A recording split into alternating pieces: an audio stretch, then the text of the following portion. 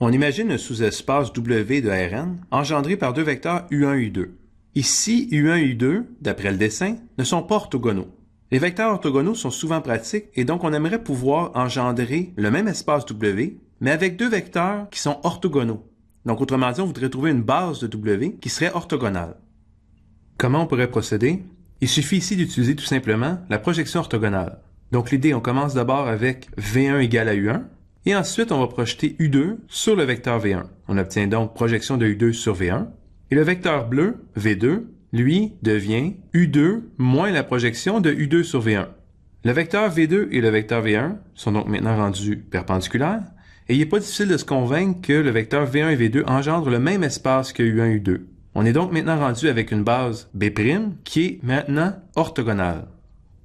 Allons-y avec un exemple un peu plus complexe. 3 vecteurs de Rn cette fois-ci. L'idée est la même. On commence d'abord par V1 qu'on met égal à U1.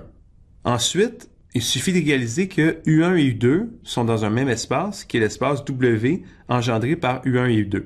Donc, on va faire comme dans l'exemple 1, on va projeter le vecteur U2 sur le vecteur V1. On obtient ici V2, qui va être U2 moins la projection de U2 sur V1. Et on trouve V1 et V2, qui sont deux vecteurs orthogonaux. De plus, on s'aperçoit que l'espace engendré par U1 et U2 est exactement le même que l'espace engendré par V1 et V2. Maintenant, pour la prochaine partie, on voudrait procéder de la même façon, mais cette fois-ci, il faudrait projeter U3 sur W. On sait comment projeter un vecteur sur un sous-espace, et on sait de plus que pour projeter un vecteur sur un sous-espace, le sous-espace en question doit avoir une base orthogonale. Ça tombe bien parce qu'on a justement une base orthogonale de W, à savoir V1 et V2. Donc ici, ce qu'on veut, c'est trouver le vecteur projection de U3 sur W. Une fois qu'on aura trouvé ce vecteur, on pourra trouver le vecteur perpendiculaire, c'est-à-dire V3 égale U3 moins la projection de U3 sur W. Donc au final, on se retrouve avec V1, V2 et V3 qui sont, par la construction, nécessairement perpendiculaires 2 à 2. Donc la base U1, U2, U3 est maintenant rendue B', V1, V2, V3 et V1, V2, V3 sont 2 à 2 perpendiculaires et donc B' c'est une base orthogonale. Formalisons le tout avec un théorème. Le procédé de Gram-Schmidt, en fait, on prend U1, U2 jusqu'à UP une base d'un sous-espace vectoriel non vide de Rn.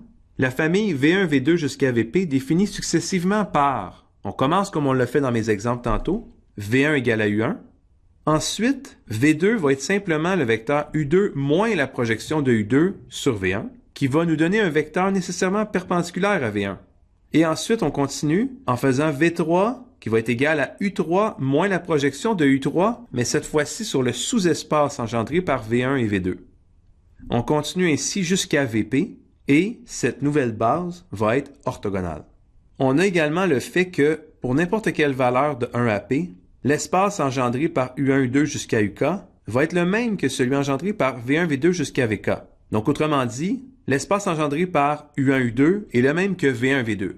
Celui engendré par U1, U2, U3 est le même que celui engendré par V1, V2, V3, etc. Terminons cette vidéo avec un exemple concret. Donc ici, on voudrait trouver une base orthogonale du sous-espace engendré par les vecteurs 3, 1, moins 1, 3, moins 5, 1, 5, moins 7 et 1, 1, moins 2, 8. D'après le procédé de Gram-Schmidt, on commence avec le premier vecteur V1, qui va être tout simplement le premier vecteur. 3, 1, moins 1, 3. Pour le deuxième vecteur, on prend le vecteur moins 5, 1, 5, moins 7, et on lui soustrait la projection du vecteur moins 5, 1, 5, moins 7 sur le vecteur 3, 1, moins 1, 3.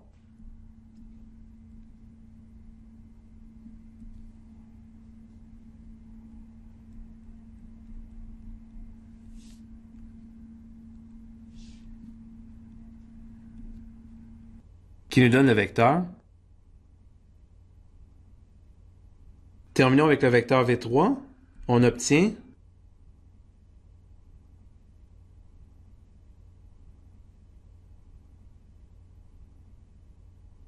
donc dans le fond ici on projette le vecteur 1, 1, moins 2, 8 sur le sous-espace engendré par les deux nouveaux vecteurs qu'on vient de créer, 3, 1, moins 1, 3 et 1, 3, 3, moins 1, ce qui nous donne